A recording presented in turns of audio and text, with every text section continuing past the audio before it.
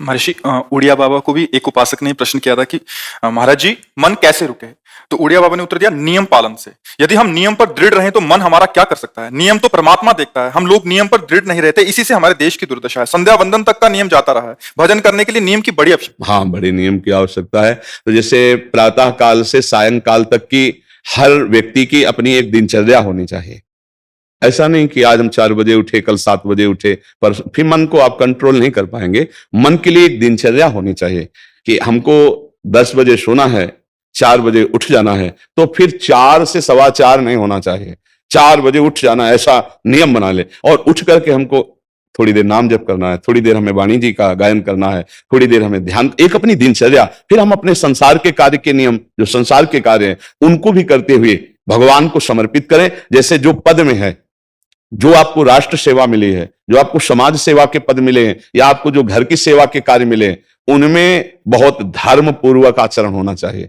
अगर आप अधर्म आचरण करते हैं, अपने पद का दुरुपयोग करते हैं, तो आप सुबह जग करके थोड़ा माला चला लीजिए, फिर भी आपका कल्याण नहीं होगा, क्योंकि आप अपने पद का, अपने सेवा का दुरुपयोग कर रहे हैं। जैसे हम जानते हैं कि अधर्माचरण है, ये अधर्मी है, हमें पता है दोषी है, और वो हमको कुछ धन दे देता है, और हम उसको मुक्त करवाने की बात सोचते हैं, और जो निर्दोष है उसको फंसा देते हैं। अब तुम चाहे जितना माला चलाने की कोशिश करो या दान पुण्य करो, वो तुम्हारा अधर्म आचरण, वो अधर्म का धन तुम्हें सतमार्ग में नहीं जाने देगा। नियम लेना चाहिए कि जिस पद में है, जिस धर्म में है, जिस कर्तव्य में है, चाहे कुछ भी हो जाए, हम अपने कर्तव्य से विमुख नहीं होंगे।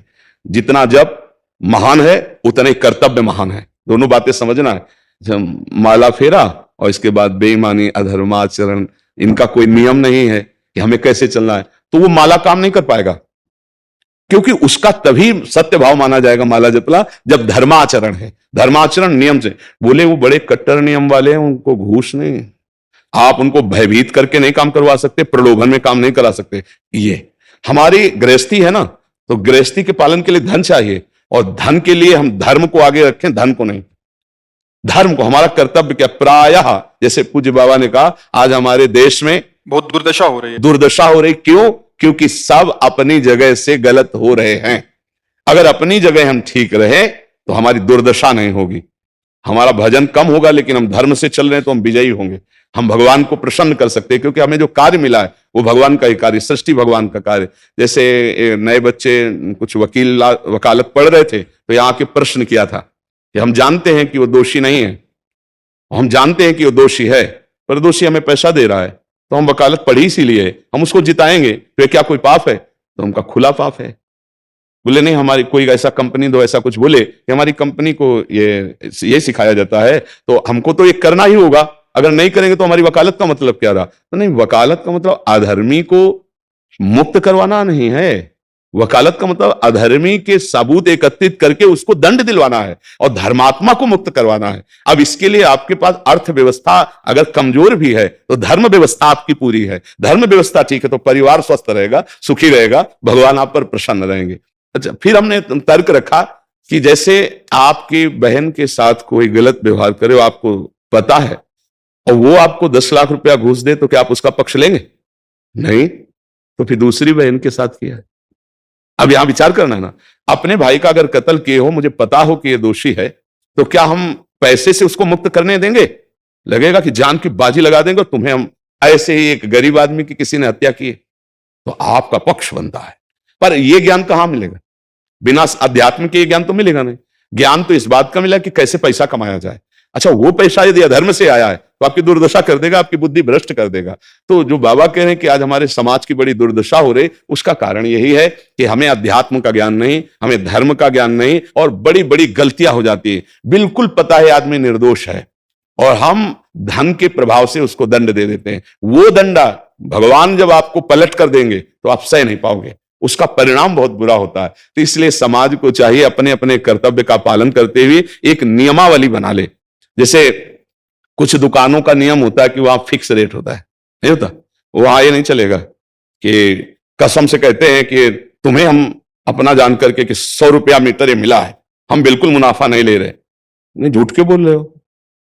दुकान खोले मुनाफा के लिए, झूठ के बोल रहे हो, नहीं लेंगे मुनाफा, हम जितने का लाए हैं उससे मुनाफा लेंगे, पर 120 रुपया मीटर देंगे, कपड़ा बढ़िया है, नाप फिट है, इससे नीचे नहीं उतरेंगे, हमें सफाई देने की जरूरत नहीं है, या हम कसम खाते हैं या ऐसा जानते हो, ये बिजली है, दुकान है, नौकर लगे हैं, तो इसका मुनाफा लेने के लिए दुकान खोलें, कोई दान करने के लिए तो नहीं। तो सबको पता है मुनाफा लेगा, लेकिन एक फिक्स दाम, उसे 10-20 रुपया का मुनाफा लेकर के हम उसको बेच रहे हैं। लेकिन झूठ क्यों बोले?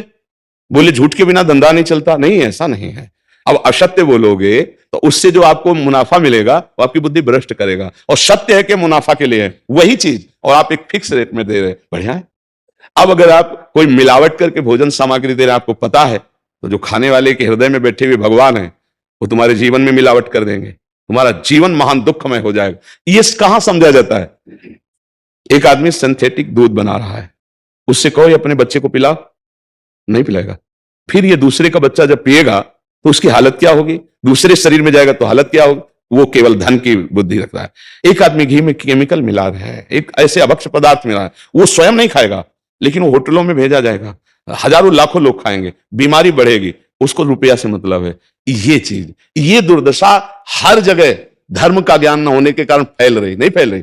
एक मरीज बीमार है, असली दवाओं में पैसे ज्यादा है, नकली दवा लेकर के असली के दाम में बेच देना, उसको बिल्कुल फायदा ना होना, लेकिन परमात्मा देख रहा है। तुम जानते हो नकली दवा है, वो तो नहीं जानता बेचारा, ज्यादा पढ़े लिखे नहीं, किसान आदमी गांव का आया है, तुमने दे दिया और उसने पैसा दिया असली के। अब वो पैसा तुम्हारी बुद्धि भ्रष्ट करेगा, तुम्हारे परिवार में कलह पैदा करेगा और तुम्हारा पतन कर देगा। ऐसे हर डिपार्टमेंट में, हर विषय में यदि हम अपने धर्म से चले, अपने सत्य से चले और थोड़ा भी भजन होगा, वो आपको उत्तम गति प्रदान करेगा।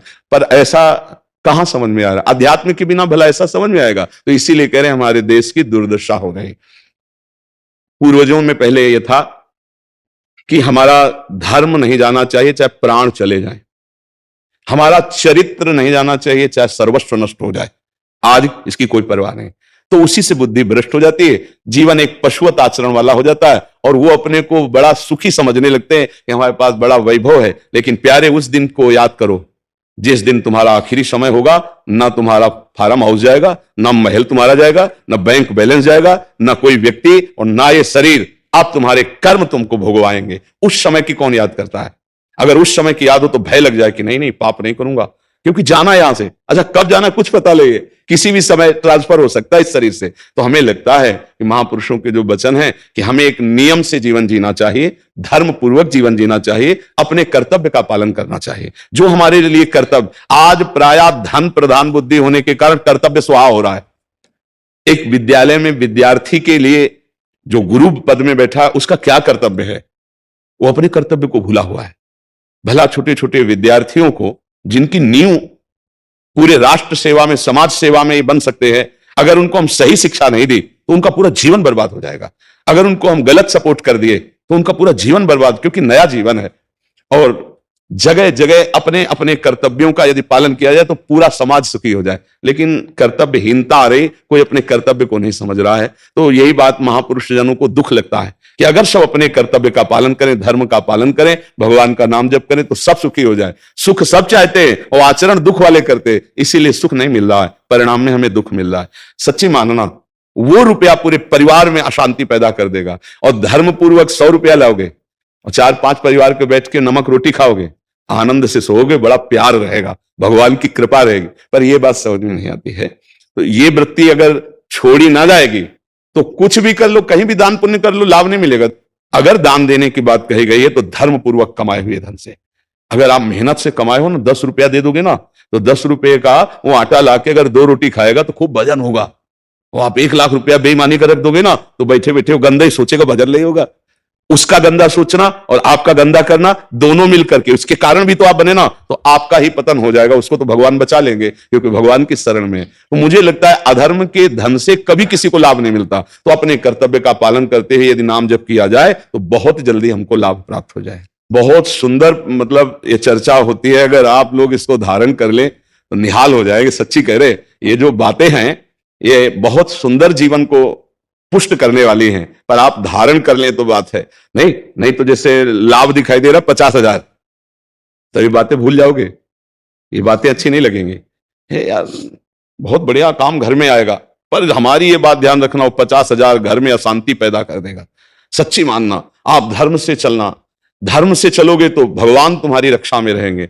अधर्माचरण, देखो कैसी कैसी घटनाएं होती हैं। बढ़िया कार है, फिल्मी गाना लगाए चल रहे हैं, और वो एक्सीडेंट हुआ, आग लग गई, बाहर निकल ही नहीं पाए, वो अंदर ही जल गए। क्या हुआ? ये करोड़ों रुपए की कार भूंज दिया तुमको अंदर ही बैठाल के, धू धू करके आग लग गई, अंदर जल। ऐसे जलना चाहते हो, या भगवान के आनंद में चिंतन करके शरीर छूटे हो, फिर दाह संस्कार हो ऐसे कि सब लोग भगवान के नाम का कीर्तन करते ही जा रहे, फिर आपका अंतिम संस्कार, वहां जीवित जल गए। क्या हो सकता है? एक एक पल तुम्हारे कर्म का हिसाब होगा, एक एक सेकंड का। ऐसे कर्म करो कि हमारा अच्छा हिसाब हो, बुरा हिसाब। ये मत समझो कोई देख नहीं रहा, वो देख रहा है जिसको हिसाब करना है, वो देख रहा है। उसके लिए कोई वकील या किसी सबूत की जरूरत नहीं होती, वो सर्वांतर्यामी आपके अंदर बैठे ही देख रहा है। तो सदैव जैसे सत्संग सुन रहे हैं, तो अगर हाथ जोड़ के प्रार्थना है, थोड़ी भी बात मान लोगे तो आप सच्चे सुख के मार्ग में चलने लगोगे। नहीं तो भाई बहुत गंदी हवा चल रही है, माया की बहुत गंदगी ऐसी फैल रही। कलिकाल है ना कि ये बातें किसी को पसंद नहीं आती। वो बात बताओ कि हम कितना रुपया कमा ले, कैसे कितने भोग भोग ले, और वो अध्यात्म में नहीं है। आपको सच्चे धोखे में मत रहना।